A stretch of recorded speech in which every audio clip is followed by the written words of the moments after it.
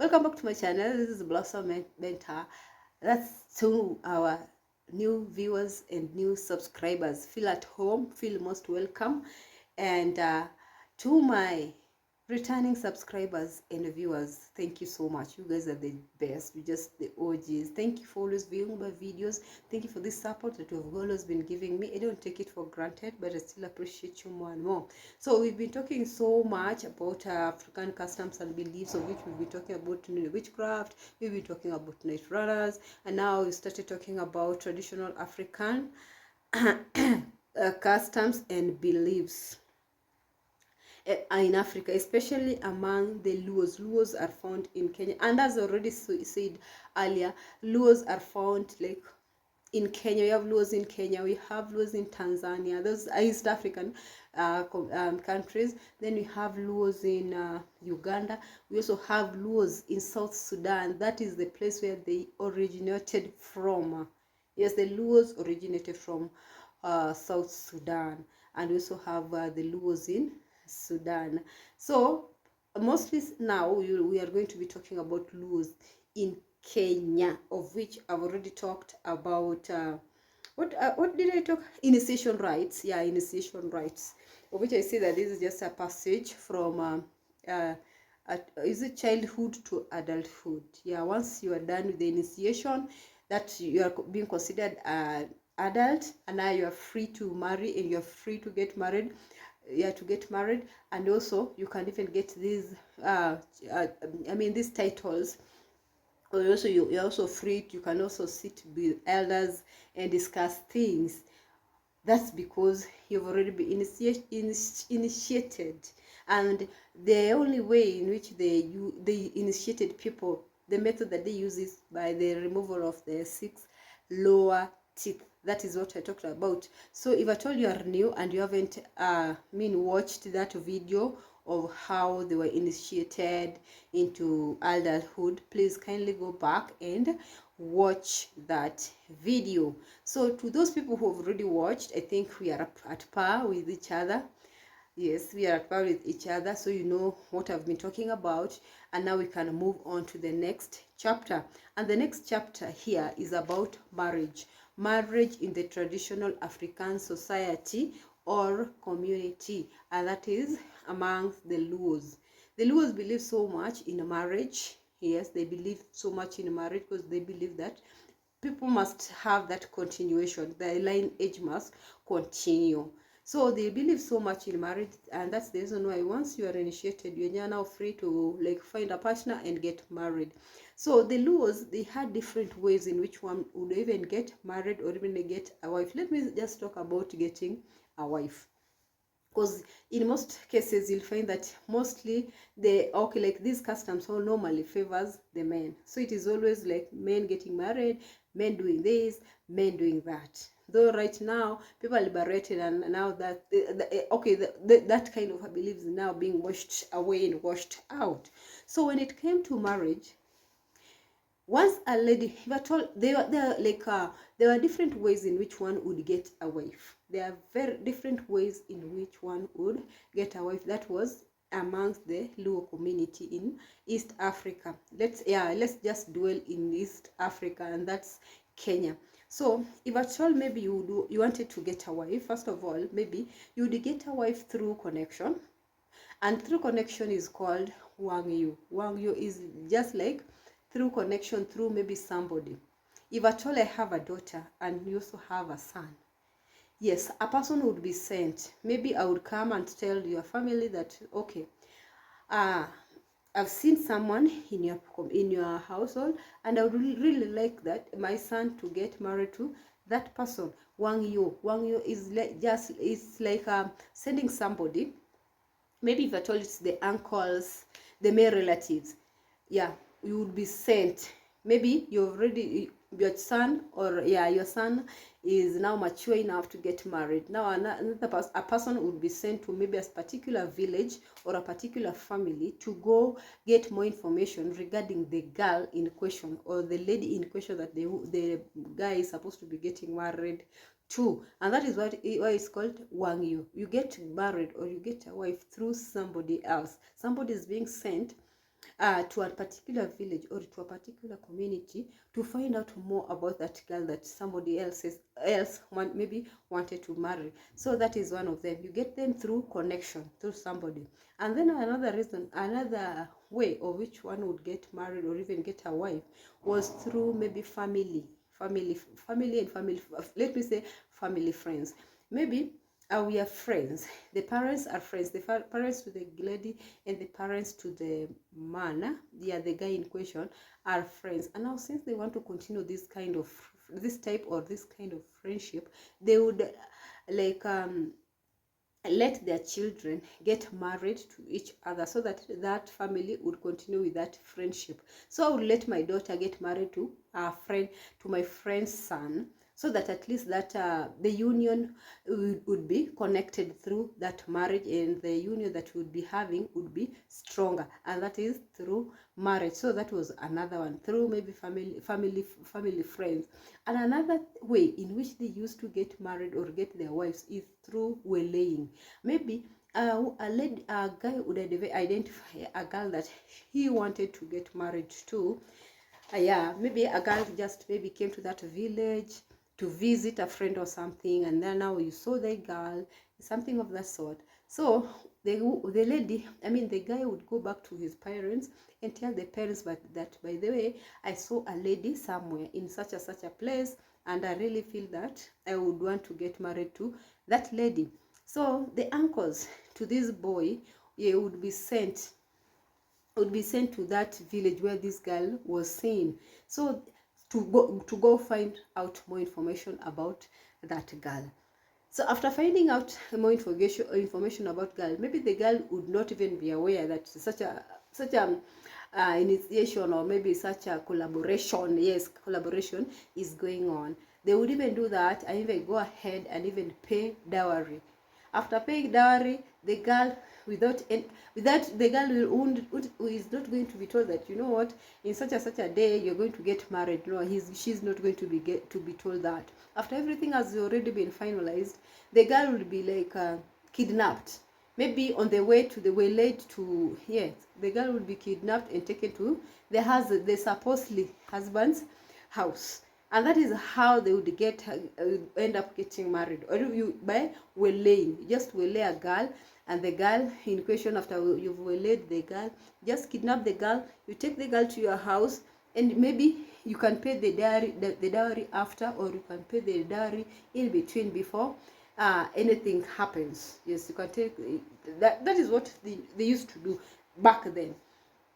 And another one was just through love. Yes, maybe you just walk, you just the lady, and the guy and lovers, they're in love with each other, and then they just go sit their parents down, tell their parents that you know, mom or dad, this is what I want to tell you. I've already found somebody that I feel fit to get married to.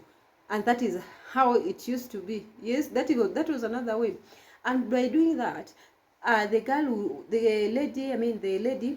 the lady's parents, or even the guy's parents, would even want to know more about these two people. Yes, the girl would want to know more, the lady's parents would want to know more about this man, and the man's parents want to know more about this lady. So by doing that, you'll find that they will get more information, maybe regarding maybe he was told the girl is coming from which family, like running family, something of that sort. So by doing that, after doing everything that is possible, like dowry payment and such, they would get married. So that was also another reason, another way. And also another way in which they would get married or even get a partner was through inheritance. Because in the Luos customs and beliefs, they believe so much in wife inheritance. And this, we are going to talk about it in another video. We will talk about wife inheritance. And in wife inheritance here, I mean, because most of the people just believe that we only have inheritance when it comes to maybe property. But in the communities, in the Luo community, we believe so much in wife inheritance. And in wife inheritance here, we believe that Maybe if at all the man dies, the man of the family dies and leaves behind a young woman. Yes, leaves behind a young woman, and maybe the woman maybe had already started giving birth, maybe like had a child, and the kids are still young, or maybe you'll find like that in most cases, or in some cases, the lady didn't even have the young couples didn't even have that time of getting conceiving and getting a child. So a man will be identified to come marry this lady, and that is also one way in which one would get married, and one would get a wife through inheritance. You inherit somebody's wife, a widow. Let me say, like, you inherit a widow. By inheriting a widow is like you take the wife of the person who is ready was or who is already dead. That is what we call inheritance, inheriting that person's wife. Yes, though it's not like a polite word to use by saying inheriting. Yeah, because we only inherit property, but in this case here we are saying inheritance when in regards to the wife that has already been left behind, so that at least you can continue with the lineage of the dead person, and the lady can also get maybe somebody to help her carry along the things that she was supposed to be carrying along, like continue with life and such. So what happens maybe during negotiation and yes, during negotiation and preparation of marriage? So what normally happens is that in the Luo customs, in the Luo tradition, they believe so much in dowry payment, and you cannot get married without the dowry being paid. Though right now, people are just getting married without even getting their dowry paid. The ladies are getting married without getting their dowry paid. But during the olden days, that never happened. You couldn't stay with anybody's girl, like anybody's daughter, without first of all paying dowry. It is like a token of appreciation. I know most of the people will be like, it's like buying the bride? No, it was like a token of appreciation. You're just appreciating how the girl was brought up and everything that pertains the girl.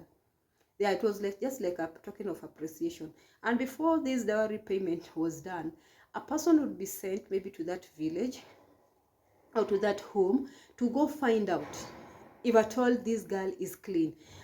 What I mean by saying that this girl is clean is that a person would be sent, because in the olden days we had these witchcrafts, and we also have night running, and yeah, night running and night runners, something of that sort. So a person will be sent out to go find more information about this girl and her family, if at all they were coming from a witchcraft background, or if at all which is called yuok, or if at all they were coming from night running family. Because night running and witchcraft was something that was shunned upon. People never wanted to be associated with the night runners, and they never also wanted to be associated with these witches, because it was like considered like a taboo. Nobody wanted to be associated with them. So somebody will be sent, and this person is the one who was called Awangi. Awangi was just somebody, a foreseer.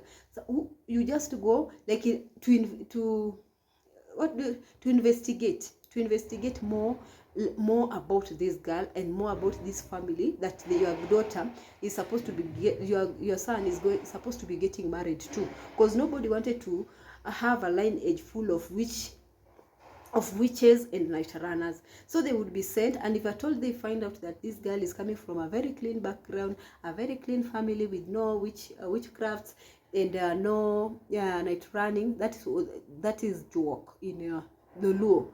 Yes, in the Luo it's called juok.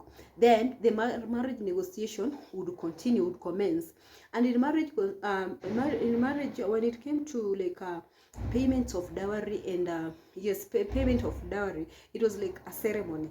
Yes, even till now it's always considered like a ceremony when dowry payment is being conducted or is being done to any lady in the Luo customs.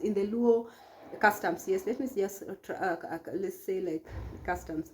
It was considered a ceremony. People would come, it's like the whole village would just come, gather around, cook, prepare, things will be put in place for that special occasion.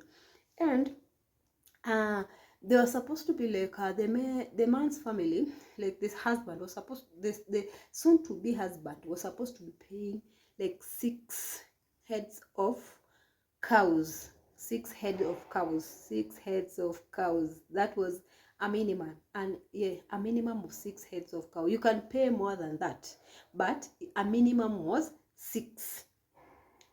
Maybe if I told you are well off, you can pay more than 6, together with some token of maybe not long ago. In the older days there were no money, so maybe you'd even send some maybe sack of beans or corns, millet, something of less grains, let me say bags of grains, to accompany these cows that you are going to be sending as dowry. So 6 heads of cows, and they're not big cows, they were just cows that haven't started giving birth.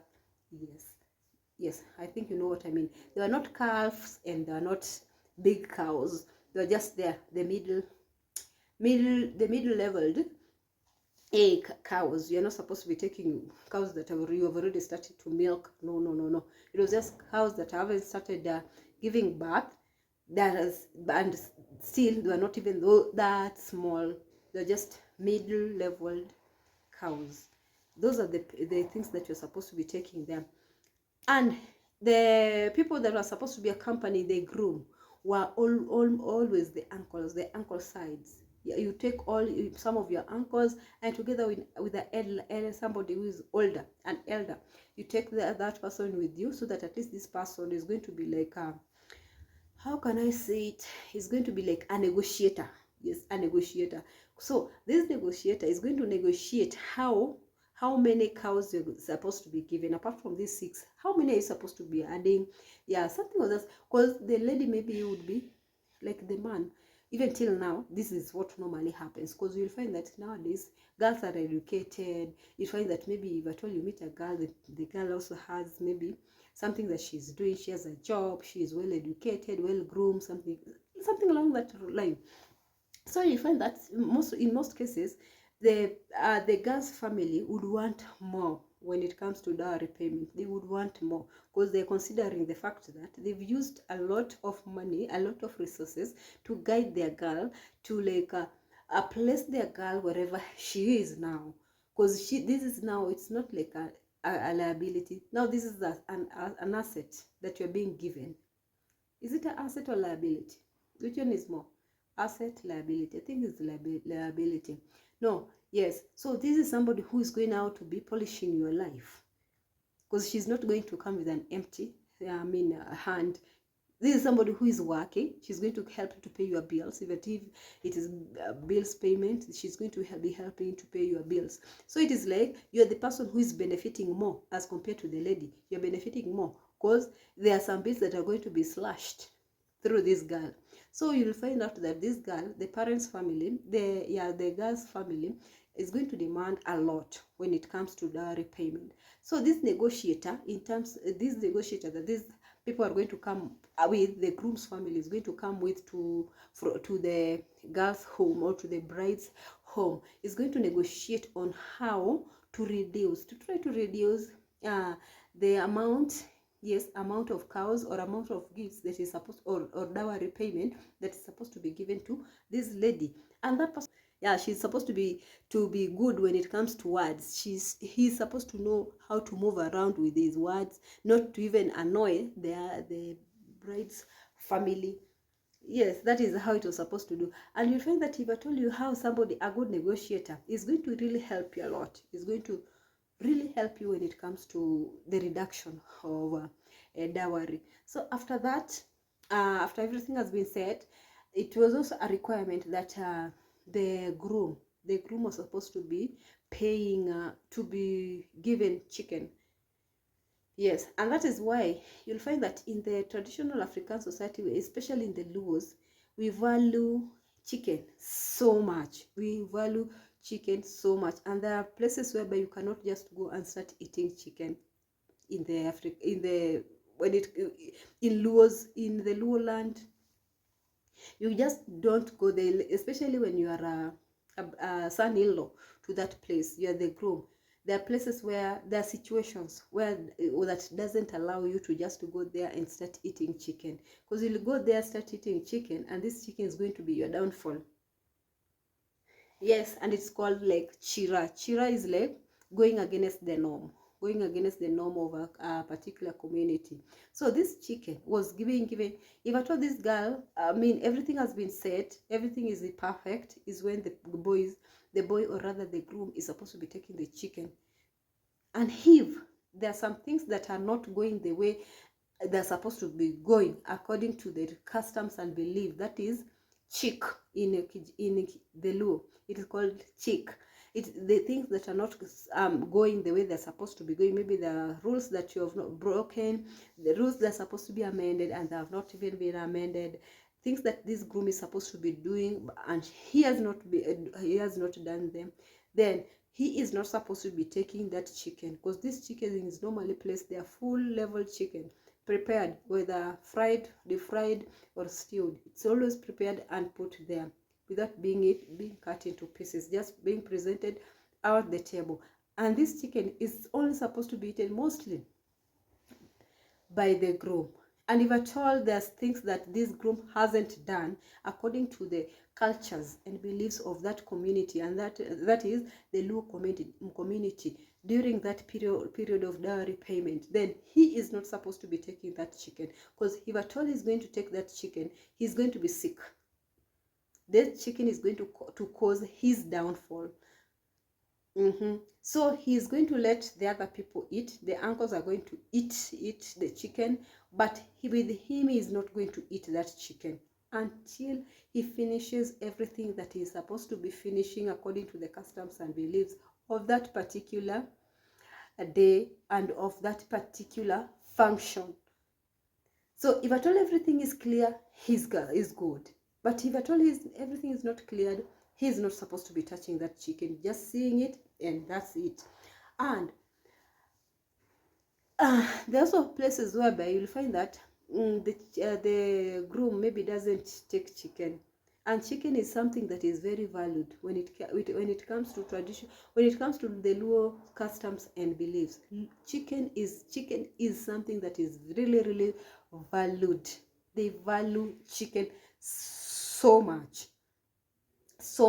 that when the groom doesn't eat it, then the others maybe at times won't even be allowed to eat it. So it's just that if at all maybe the groom is allergic to like meat stuff, insert animal proteins, things of that sort, then he is allowed maybe to just take some soup, take a piece of ugali, just dip it in the soup and eat it, to allow the other people to eat it, to eat the chicken. Until then, they're not even going to touch it. And that depends on the customs of that family in that land, because we find that in some family it's a little bit different. Maybe they have other things that maybe are happening in that family or in that home, whereby this groom maybe is not supposed to be eating that chicken. So that is how things were done when it came to marriage. And after that, now you're free to take your wife and start living the way you want. So that is it about when it comes to marriage in the Luo community in Africa. We've already tackled on marriage. So tomorrow we're also going to tackle another topic, but concerning the traditional customs and beliefs in the Luo communities in Kenya, Africa. So if you've watched this video till now and you haven't subscribed, kindly, you are the people that we are waiting for. You're the person that I'm waiting for. So kindly subscribe and turn on your notification bells for you to be notified anytime I upload any new video. And if you haven't told a friend about us, about this family, kindly go tell her, go tell him, and share and continue liking my videos. And if at all there is a place whereby, or maybe there's a video that you haven't have touched on and you haven't understood, and maybe you wanted some more explanation about it, kindly tell me on the comment section, and I'll go back to that video and I'll try as much as I can to expound more on it. So till then, be good. Peace.